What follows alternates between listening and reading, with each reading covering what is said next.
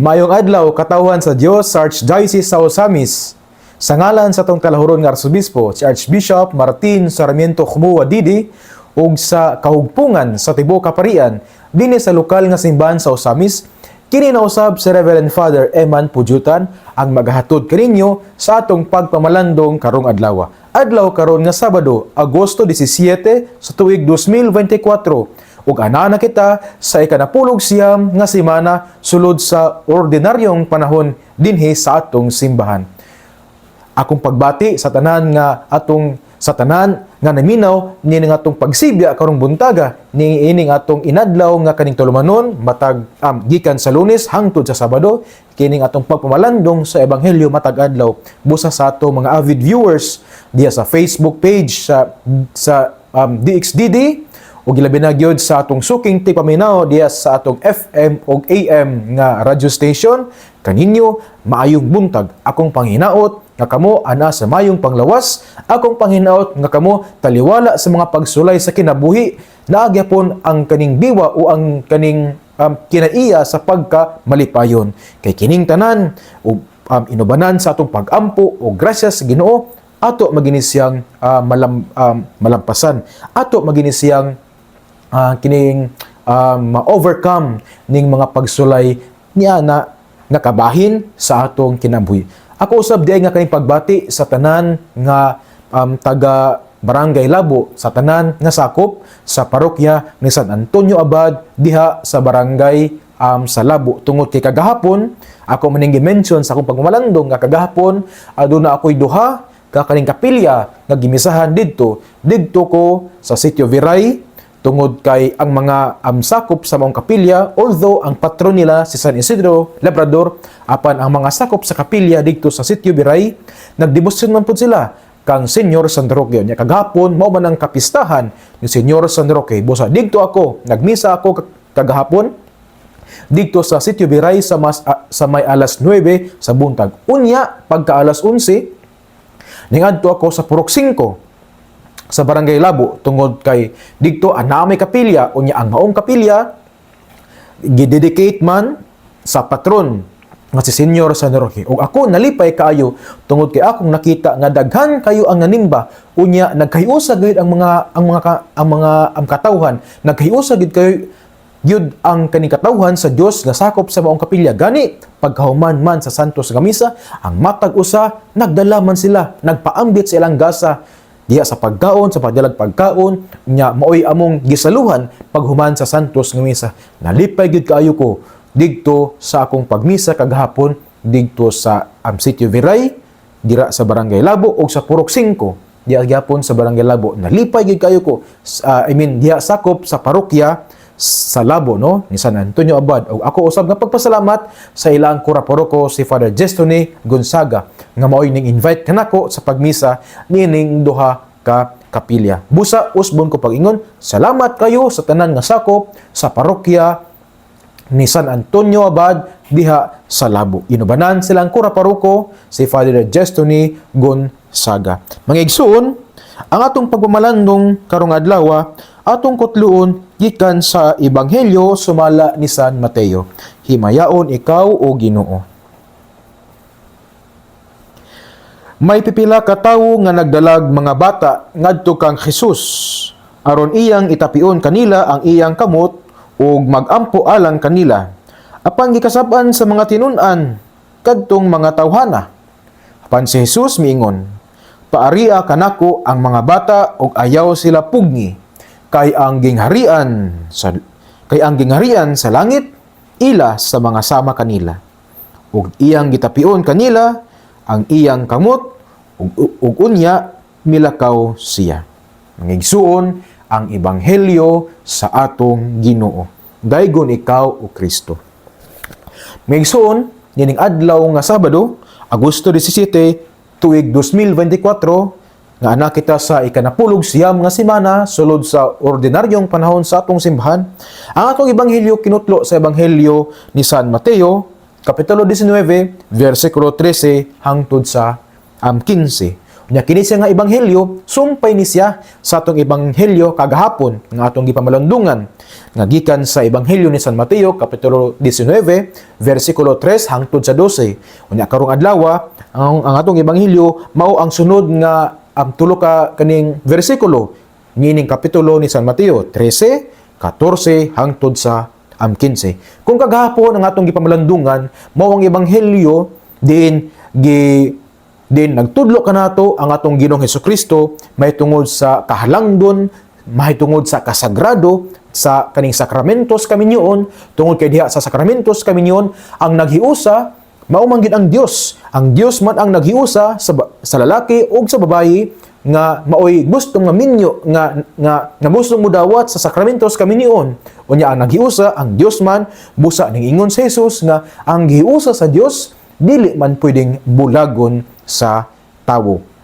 So moto siya nya sa laing bahin pod nagtudlo pod ang atong Ginoo may tungod gining pagpuyo sa kinabuhi nga selibato kay giingon madidto nga ning reklamo man ang mga apostoles nga kon mao kini nga pagtulun-an may pay dili na lang maminyo pero niingon si Jesus nga dili tanan ang naay kapasidad nga mupuyo niini tungod kay adunay gitawo nga gikapuna nya aduna pagi kanang gikapon sa mga tawo nya sa ikatulong bahin mingon si Jesus nga adunay kana betawng nagpuyo nga dili minyo nagpuyo nga kani selibato alang sa gingharian sa Ginoo. So mao to siya ang atong ebanghelyo kaghapon. Unya sama sa kung giingon kaganina nga ang atong ebanghelyo karon sumpay siya sa maong ebanghelyo. Unya nindot kayo ba kay although ang atong ebanghelyo tulor lang siya ka bersikulo pero nindot kayo nga atong pamalundungan, nindot kayo nga atong iapil sa atong mga pag-ampo unya.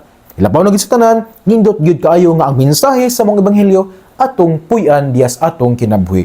Sa atong ebanghelyo atong gimension nga adunay mga tawo nga nagdala og bata ngadtos padulong kang Hesus. Unya gipugnan man ni sa mga mato dire nga kini gikasab-an sa mga tinun-an kadtong mga tawhana. So buot pasabot dire sa ebanghelyo na sa Mateo kay kani mangud nga kaning eksena mga igsoon no kani betong pagdala sa mga bata ngadto kang Hesus at kini atong ebanghelyo karon kinutlo man sa ebanghelyo ni San Mateo kapitulo 19 versikulo 13 hangtod sa 15 pero ato po ni siyang mabasa sa laing duhang ebanghelyo kini gitawag og synoptic gospels synoptic tungod kay gikan sa duha ka kani Grego nga pinulungan syn bot pasabot with o nya optikos nya bot pasabot nga parehong panglantaw sila although parehos lang panglantaw kay kung atong basahon kining ebanghelyo ni Mateo ni Marcos o ni Lucas natin makita nga pare-pareho nga mga istorya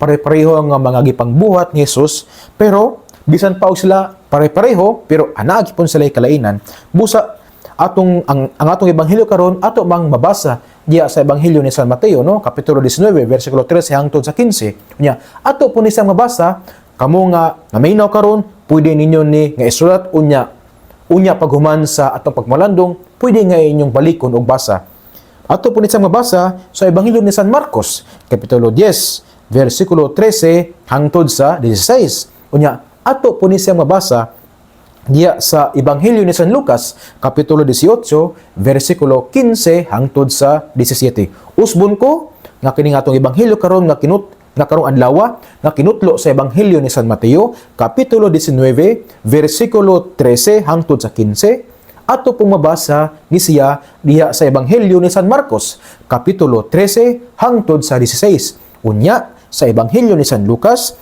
kapitulo 18 versikulo 15 hangtod sa 17. So mo to sa mga igsoon nga dinhi sa ebanghelyo ni San Mateo giingon dito nga kay namay mga tawo nga gusto nilang dalon ang mga bata padulong kay Jesus. Pero dire wala man gipugnan. Dire wala man gi-mention nga gipugnan sa mga tinunan gani gikasab-an lang sa mga tinunan ang katong mga tawhana nga nagdala sa mga bata ngadto kang Jesus. Pero unsay giingon ni Jesus? Ingon si Jesus nga ayaw niyo pugni tungod kay kaning ang gingharian sa Dios iya niining mga bataa. Unya kay ang gingharian sa langit ila sa mga sama kanila niining mga bataa. Unya paghuman og tapion Jesus ninglakaw siya no pagtapion ni Jesus sa mga ulo sa mga bata minglakaw na siya. Nya nga itong ebanghelyo karong adlaw mga igsoon duha ka punto ang gusto na kong ipambit kaninyo.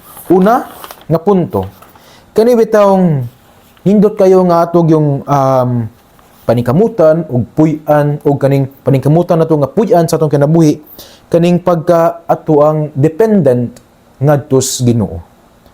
Nganong ningingon si Jesus nga ang gingharian sa langit susama sa mga bata, no, nga ang makadawat sa gingharian sa langit katurang mudawat nga parehas mga bata, tungod kay kini mga bata naani sila kinaiya nga pagka-dependent sa ila ang ginikanan. Kabantay mos mga bata, sige tawag sa ginikanan, sige tawag og mama, sige tawag og papa, kung adunay panginahanglan dool dayon sa kaning ginikanan, mutyabaw dayon, mutawag dayon og mama, nya mutawag dayon og papa. Gani kung ang bata magdula unya madagma ang bata, mutawag man gyud na sila og kanang ginikanan, muhilak man gyud na sila. Subot pasabot dependent sila sa ilang ginikanan. Unya gisulti ni Jesus nga ang gingharian sa Dios ilaha susama sa mga bata tungod kay gustong ipunting ni Jesus kanato mga igsoon nga ang gingharian sa Dios alang lamang ni adtong ning ila nga sila anak sa Dios, nga sila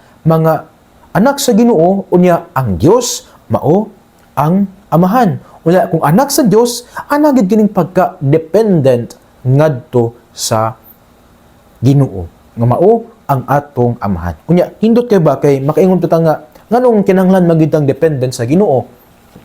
But ba pasabot niini nga kulang ang pagkaginoo sa atong Dios kung dili kita mo depend kaniya, kung dili ta mo salig kaniya? But ba pagpasabot niini ka nga kung dependent ta sa Ginoo, nanginhanglan na gyud ang Ginoo kanato nga kanay bitong makuhaan ang iyang pagkaginoo kung dili ta mo depend sa iya? Ay dili oy. Ano man, Ginoo naman siya. Gani wala man sa nakinahanglan sa atong pagpangalagad. Ang Ginoo wala man nakinahanglan sa atong pagpakita sa atong bugma. Kay Ginoo naman siya. Gani kung wala ang tawo, Ginoo gyapon ang atong Ginoo tungod kay Ginoo siya. Ang gusto lang nga ipakita sa Ginoo nga dapat mo dependa sa iya tungod kay sayod magud ang Ginoo mga igsoon nga kung wala gani siya, wala pud tay mahimo. Sayod ang Ginoo nga kung wala ang iyang panalangin, wala pud ta. Sayod ang Ginoo nga kung wala ang iyang presensya, wala pud ta. Sayod ang Ginoo nga kung dili ta mo depend kaniya, kita magpuyo diha permente sa walog sa mga luhaan.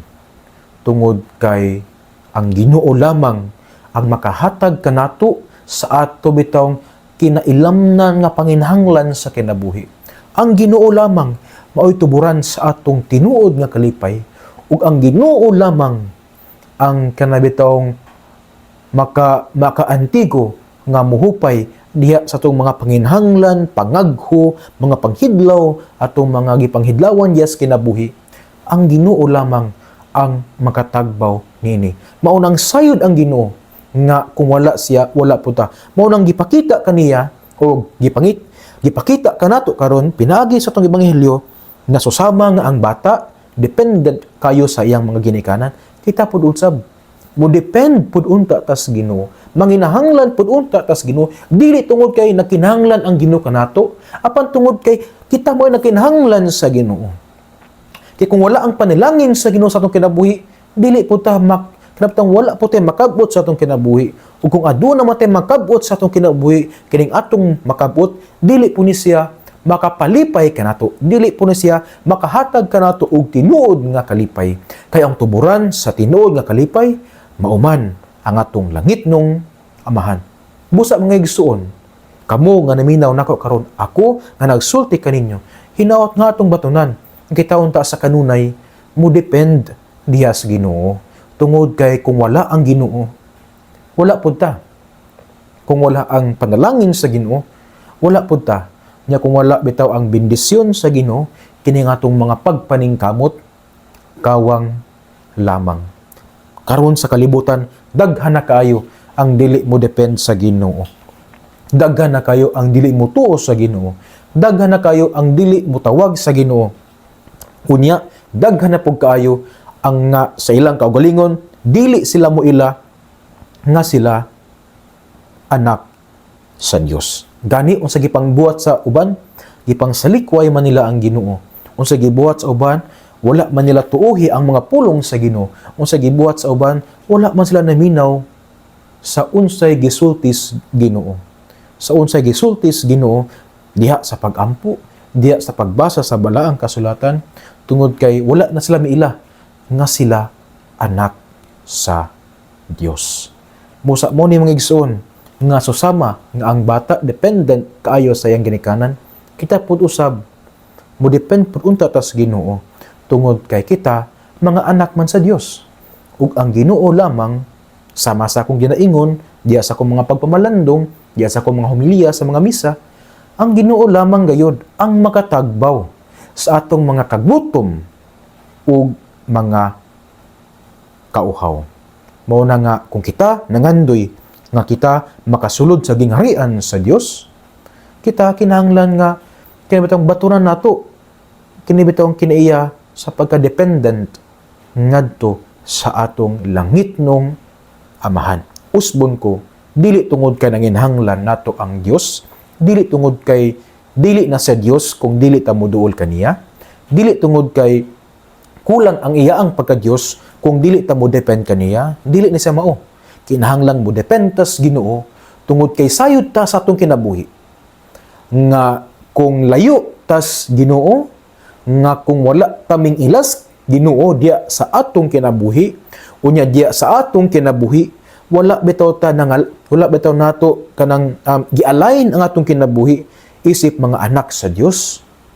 Sayod ta nga bisag unsa ang atong pagpaningkamot, tawang lang kini tungod kay wala man kini panalangin sa Ginoo, tungod kay kini dili man gyud gikan sa Ginoo. So mo na mga igsoon nga susama nga ang bata dependent kaayo sa iya ang ginikanan, kita pud usab sa atong kinabuhi mo depend pud ta kanunay sa atong Ginoo. Kay kung wala ang Ginoo, wala man pud tay paingnan. Ikaduhang punto mga igsuon, kini atong pagdepend nato sa Ginoo, kini nagpadayag nga ang Ginoo di ay maoy pearl of a great price. Kining ato ang pagdepend nato sa Ginoo, kini di ay nagpadayag nga the only treasure that each of us should possess, should value is God, our Father. Usbon ko, nga kini dili atong pagdepend nato sa Ginoo, kini bitaw atong kanunay atong pagduol sa Ginoo isip atong amahan, isip kita mga anak sa Dios, nya ning duol ta sa Ginoo tungod kay siya atong giila nga siya atong amahan, kini day nagpadayag. Nining nindot kaayo nga kamatuoran nga ang Dios maoy pearl of a great price, nga ang Dios mao lamang ang bugto nga bahandi ang nga matag usa kanato atong kinahanglan nga angkunon, because God is the makaingon ta nga mo'y pinakadako kaayo nga bahandi nga atong maangkon dihas atong kinabuhi. Kadumdum mo niya ito bitong sambingay sa the pearl of a great price nga ang tanan niyang bahandi iya gid kini bitong gibaligya katibitong tawo katibitong kini sambingay nga nakakita siya og bahandi nga gilubong diya sa yuta. Ang tanan niyang bahandi iya mang gibaligya aron paliton ang maong yuta diin gilubong ang kini bitong labing halangdon kayo nga bahandi. Buot pasabot nga iya ang gibiyaan ang tanang gibaligya niya kung unsay naa siya kay kining 5 ka buok niya nga kani bitong sa lain nga pagkaistorya, kining 5 ka buok niya nga bahandi o bisan og kining 20 niya ka bahandi wala na sila bili. Mo nang iya ang gibaligya alang lang makabot ang pinaka sa mga bahandi nga mao ang Ginoo. Bosa nindot kayo mga igsoon nga kita mangutana sa atong kagalingon. Ato bang karabitong gi-treasure, ato bang gihatagan og bili, ato bagid nga gihandom isip usa ka bahandi, ato bagid nga gihambin ang Ginoo diyas atong kinabuhi. Ikaw nga naminaw nako karon, ikaw ra gyud makatubag niya na diya sa kinahilagman sa imong kasing-kasing. Imo bagyong kanabitong gihambin, gi-treasure, giampingan ang Ginoo isip usa ka bahandi. Di mo bagyong gilantaw ang Ginoo isip usa ka bahandi nga kinahanglan nga ampingan diyas kinahiladman sa atong kasing-kasing. Nindot kayo. Sa unsang paagi man ta makaingon nga atong kanabitong gilantaw ang Ginoo nga usa ka bahandi. Kung kita nagtuman sa mga sugos Ginoo, kung kita naa nining diwa sa pagpasaylo, tungod kay ang Ginoo mao man ang Ginoo sa pagpasaylo. Unya, ang Ginoo mao man siya ang Ginoo nga kanabitong maluluyon. Kung kita pod nahimong magmaluluyon diya sa atong katilingban, diya sa atong mga silingan, no? Unya, ang Ginoo mao man ang Ginoo sa gugma. Unya, kita pod bapod kaha mahigugmaon bapod ta diya sa atong katilingban. Unya, ang Ginoo usa man siya ka Ginoo nga kanabitong naghimog tulay. Tinahimog tulay ang nga aron nga ang tawo makabalik ngadto sa Ginoo. Kay kung ang tawo lamang dili man siya kaning capable nga moadto sa Ginoo kung wala naghimo ang Ginoo og tulay aron nga ang tawo makatabok nini ug tungod kay ang Ginoo naghimo magtulay aron nga kitang mga tawo makaadto sa Ginoo makapangutana pud ta sa atong kaugalingon.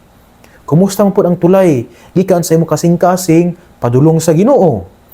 Nya sa laing bahin makapangutana pud ta. Kumusta man pud ang tulay nga gikan sa imong kasing-kasing padulong sa kasing-kasing sa imong silingan? Ang tulay nga gikan sa imong kasing-kasing padulong sa kasing-kasing sa imong ginikanan, sa imong mga igsoon, sa imong mga kauban diya sa trabaho, sa imong mga suod nga amigo, sa imong mga silingan. Kumusta man? Kita rabano karon kay ganahan kita nga kanabitong hapit naman mahuman ang tulay bitaw kanabitong gikan sa tanggob padulong sa tubod hapit naman mahuman hinawat nga maabri na napuhon nya kita ganahan naman kita kanang nindot kay nga tulay nya sa lahing bahin pod ganahan pod taw kanabitong concrete nga mga dalan aron nga hapsay nindot agian pero makapangutan na pod ta kumusta man pod ang dalan from the heart of ours, from our heart to the heart of our brothers. Kumusta man kining maong tulay? Kay basin og kining nga tulay, kining mao nga dalan no gikan sa atong kasing-kasing padulong ngadto sa atong isig ka tawo. Basin og kining nga dalan gitubuan na sa mga sampinit sa kalagot. Basin og gitubuan na kini sa mga sagbot sa kanabitawng garbo. Basin na og kini kanabitawng gipang lumutan na diya lumot sa pagkahakog. No, atong i-check up nato tungod kay ang atwa bitawng kini man pagpadayag ang atong bahandi mao man gid ang atong Ginoo. Kay kung atong giisip ang Ginoo nga atong bahandi, sanglit ang Ginoo man, Ginoo sa paghigugma, Ginoo sa pagpasaylo, Ginoo sa kanabitawng pag-abi-abi ngadto sa tawo. Samo po ni ang atong puy-an sa atong kinabuhi nga kita unta mahimong maluluyon, nga kita unta mahimong kanabitawng mapasaluon ngadto sa uban nga nakasala. Nga kita pud unta maantigong mabuhat og tulay nga kanabitawng magkonektar sa mga nga kasing-kasing, ilabi na ang atong kasing-kasing ug ang kasing-kasing sa uban. Nga igsoon din na lang kukutob duha ka punto ang akong gipaambit kaninyo karon.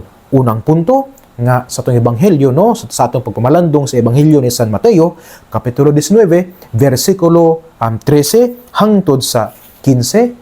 Unang punto nga susama nga ang bata depende ngadto sa kanabitawng dependent ngadto sa iyang inahan. Kita pud usab maantigo nga mopuyo nining maong diwa. Makita sa kanunay dependent pud ta ngadto sa Ginoo. Kay kung wala ang Ginoo, wala man ta mabuhat diya sa atong kinabuhi. Kung wala ang Ginoo, dili man ta makasinati sa tinuod nga kalambuan diya sa kinabuhi. Gani kung wala ang Ginoo sa atong kinabuhi, kulang man ta. Tungod kay ang Ginoo lamang ang magpuno nining atong mga kaning kahidlaw, nining atong mga pinahanglan sa atong kasing-kasing. Mo nang kinahanglan nga mo depend ta sa Ginoo.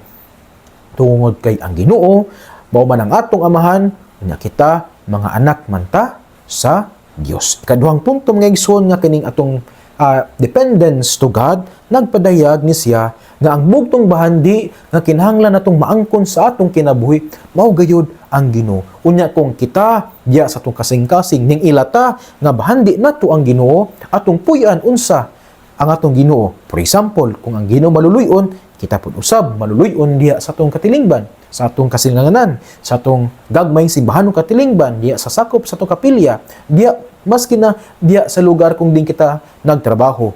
Unya, ikaduha pa, Kung ang Ginoo mahigugmaon, kita pag-usab mahigugmaon. Kung ang Ginoo mapasayloon, kita pag-usab mapasayloon. Unya kung ang Ginoo manggihatagon, labaw na nga kita nganing ila nga ang Ginoo mo'y bahandi sa atong kinabuhi, kinahanglan pud ta nga mahimong manggihatagon diha sa atong kinabuhi. Ngaigsuon, ang pulong sa Ginoo kinahanglan gayud nga pamalundungan, dalun diyas pagampo ug paningkamutan nga puyan sa kinabuhi. Kay bulahan ang tawo nga naningkamot nga magpuyo diyas pulong ni Jesus. Sama siya sa usa ka kahoy nga gitanom daplin sa sapa, kansang dahon dili gayud malaya. Nya tiempo sa tinbunga siya muhatag gayud og mamaayong bunga. Igsuon ug manausab.